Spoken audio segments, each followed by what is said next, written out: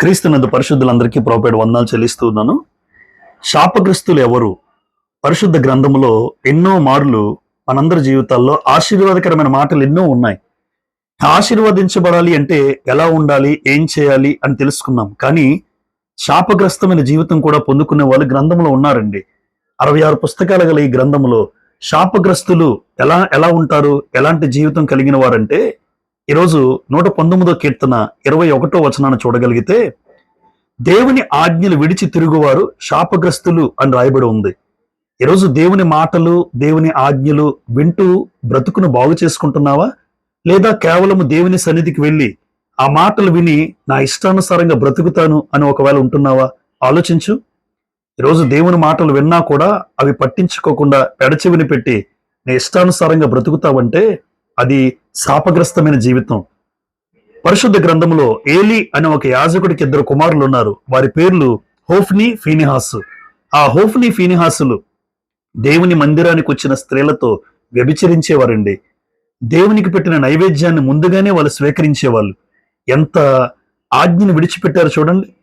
ఒక యాజకుడు పిల్లలై ఉండి దేవుని కోసం వారు పని చేయాల్సింది పోయి, వారి జీవితంలో దేవుని కన్నా ముందుగానే నైవేద్యం తీసుకుంటూ మందిరానికి వచ్చిన స్త్రీలతోనే తప్పు చేస్తున్నారంటే దేవుని ఆజ్ఞలు విడిచిపెట్టి తిరిగారు.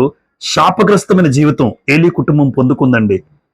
దేవుడిచ్చిన శాపం ఏంటంటే, నీ కుటుంబంలో ఎవ్వడూ కూడా ముసలివాడైనంత వరకు ఉండడు అంటే, యవ్వన కాలం వచ్చేసరికే ఏలీ నీ కుటుంబంలో అందరూ రాలిపోతారు, మరణిస్తారు.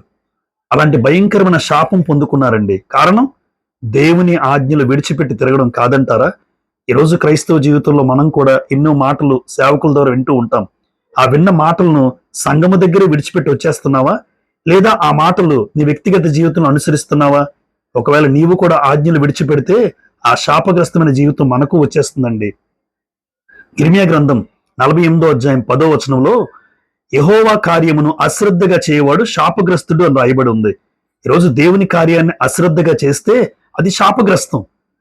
ఆరాధన దైవ కార్యం అయితే ఆ దేవుని కార్యం ఆరాధన 10 గంటల కంటే ఎన్ని గంటలకు వెళ్తున్నావు? 11కి వెళ్తున్నారా?